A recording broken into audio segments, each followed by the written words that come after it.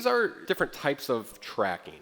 This was kind of the basic 2D tracking we talked about. That would look at certain pixels or points and trying to find how those 2 points move relatively scale-wise, so how far they move apart, how they move rotation-wise, and how they move positionally. And then there's something called planar tracking, which is tracking surfaces. Imagine like the kitchen cabinets or something.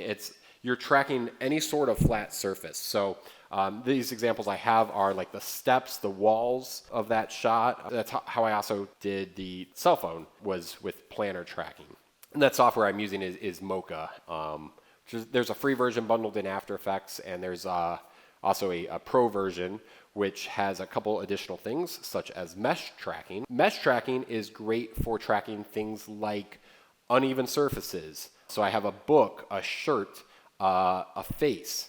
You can see there where it's tracking their face. You can even see it like as they open their eyes. It's basically mimicking and trying to create like a mesh and then tracking how each one of those pieces of mesh moves.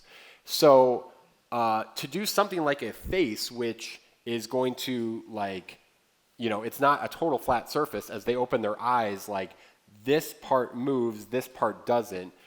So that was a good solution for adding all of that blood and other stuff to their face.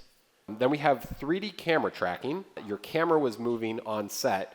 You're trying to figure out how that camera moved and create a virtual digital camera that does that exact same movement so that you can add stuff in 3D space. So for people who aren't too familiar in that, picture like a 3D software, how you can move around in a 3D software.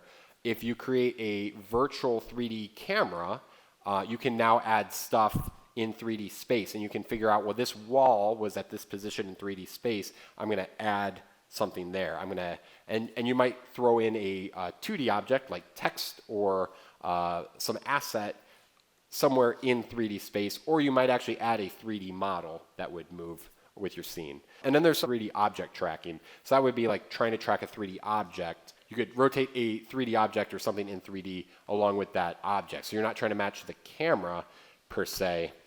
You're trying to match like how the object moved.